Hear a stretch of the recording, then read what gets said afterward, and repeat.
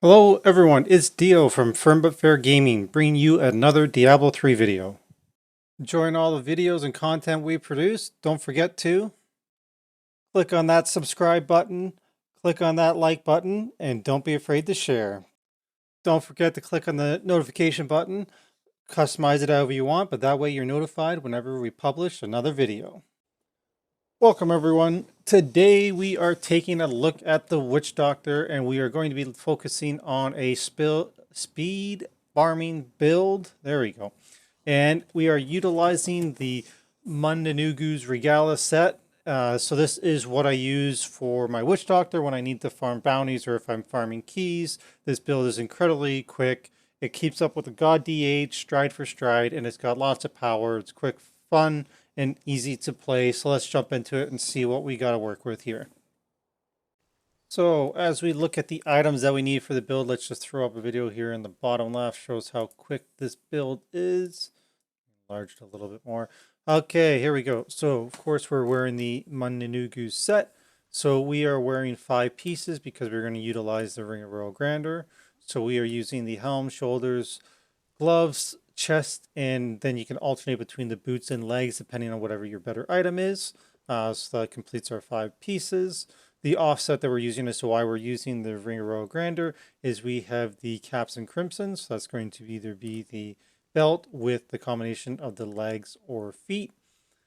For our neck, we are using squirts because we're not going to be taking much damage because we're going to be blowing everything up. So we're going to utilize the squirts necklace. So that of course is while not taking damage, our damage is increased by up to 100%. So that's this buff down on the bottom. I was going to show you, but you can't see because it's behind the video. And because we're not going to be taking much damage because everything's dying, we're going to be dealing 100% extra damage most of the time. We're using Lakumba's ornament. So this is, it just reduces all damage taken by 60% if your soul harvest stack is at least 2, and an additional 2% for each stack. So this is our survivability. Pretty standard in default. For our rings, we're using the Ring of Emptiness. So basically when we put Locust Swarm on our targets, they're going to be taking up to 300% more damage and basically just going to nuke them with that.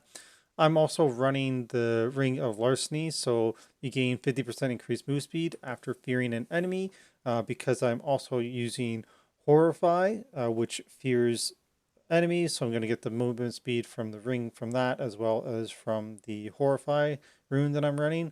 And also it's got a built-in secondary here where it's got a 3.7% chance on to fear on hit, which then would also proc the movement speed as well. For our offhand here, so for our mojo, we are using Gazing Demise, so it just basically increases the damage of Spirit Barrage, and it gains the Phantasm Rune, which lasts twice as long, and the attack rate from your Manitou Spectres is increased.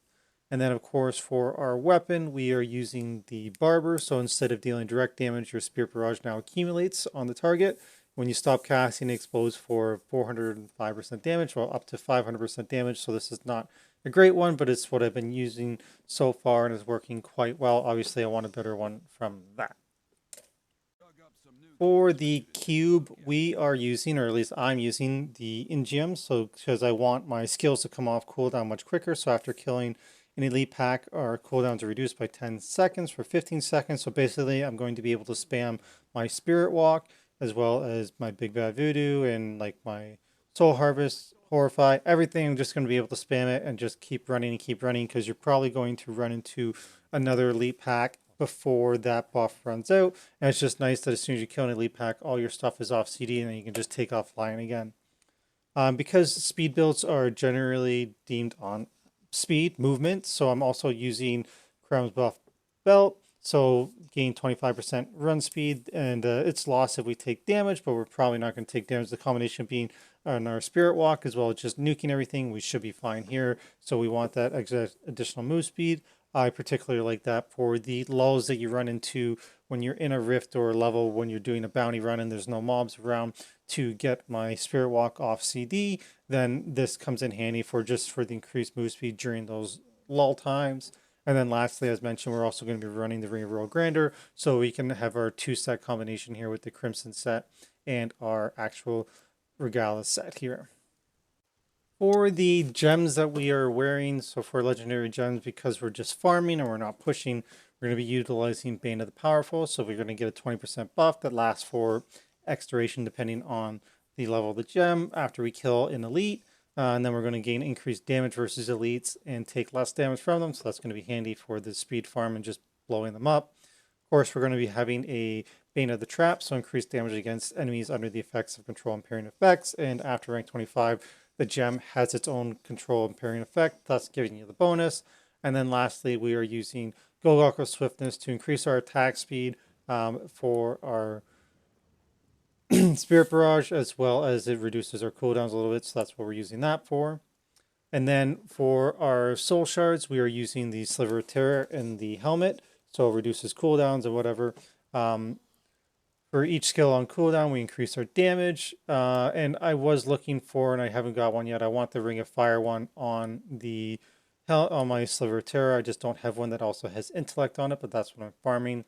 So that's the other affix that we want on our Sliver of Terror. And then for our weapon, I am using this one, so the Essence of Anguish. So when you deal poison damage to an enemy, they receive 50% increased poison damage from all sources.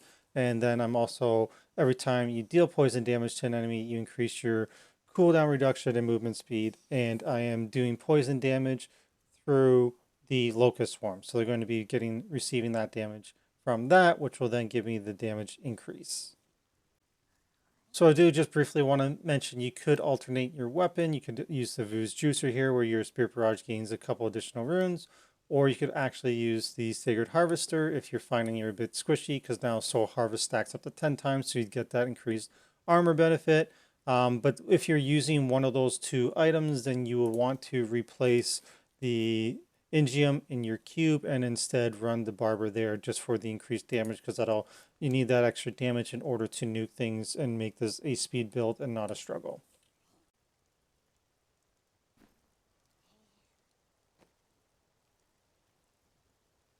For our skills that I'm using, so I'm using Locust Swarm with the Pestilence, so it gives the chance for Locust Swarm to jump to additional targets, and of course this is handy for our Ring of Emptiness. It's going to give us increased bonus damage.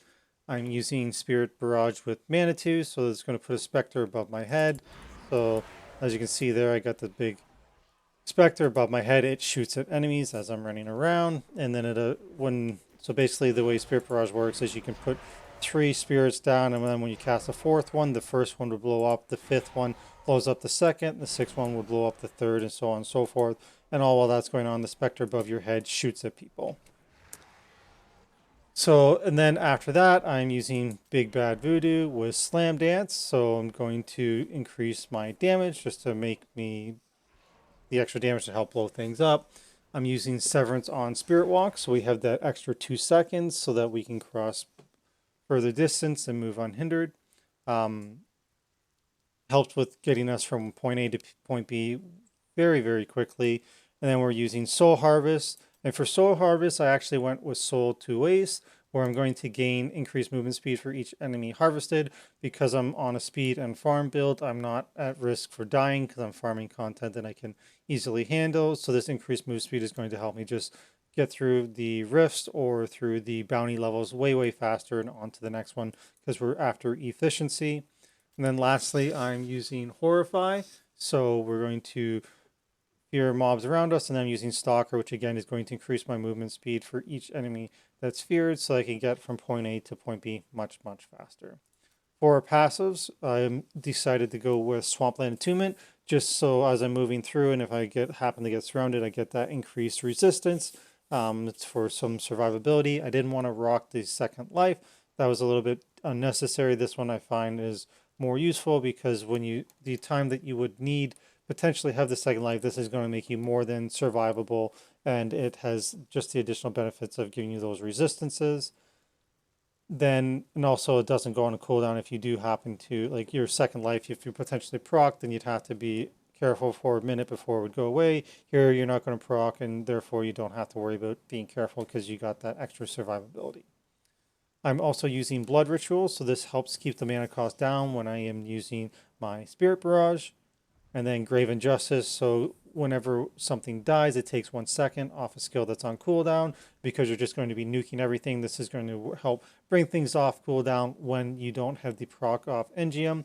If like there's no elites and you're just killing trash mobs, then this will help bring things off cooldown, which will let you pop your CDs, like use your Spirit Walk more often and get that movement speed going from point A to point B very, very quickly. And then lastly, we're going to use Confident Ritual for the increased damage for enemies within 20 yards. So we're going to deal 25% more damage there. And we're pretty much going to be point blank most of the time anyways. As we're running through, we're going to pop out of our Spirit Walk or whatever and be face to face with things. And this extra damage is going to help nuke them down and help us move forward as well. For the rotation, I basically covered that a little bit earlier. So when we come in, so we're going to have our big bad voodoo up as often as possible.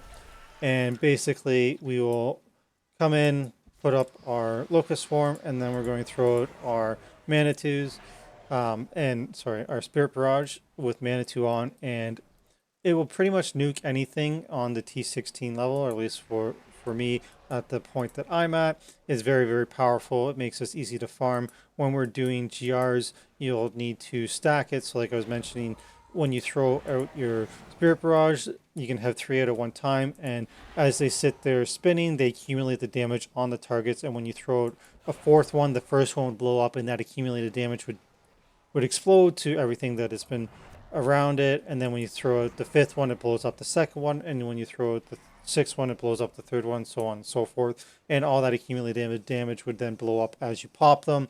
It's incredibly powerful and speedy for quick farm.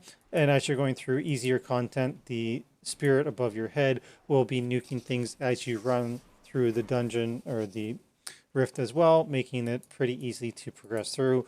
And basically your other abilities like your Soul Harvest and your Horrify, you're going to use on CD when you come into packs to keep up your move speed as well as keep up your armor for that survivability that you need while you're farming through this content.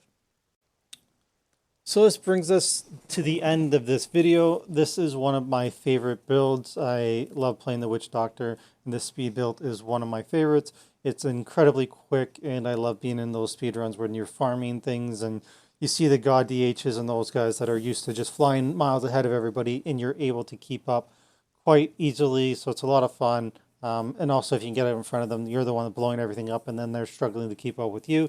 So it's a lot of fun. Anyways, if you have any questions or comments, please let me know below. Be happy to answer any of those for you. Also, if you have a different variation of a speed farming build for Witch Doctor, I'd love to see it. Like I said, I love playing the Witch Doctor, so I like seeing what's out there. As always, and as mentioned at the start of the video, we appreciate any likes, shares, and subscribes. So if you're not yet a subscriber, click the button. We'd love to have you. And as always, until next time, I hope you're enjoying Season 25, and we'll see you in the next video.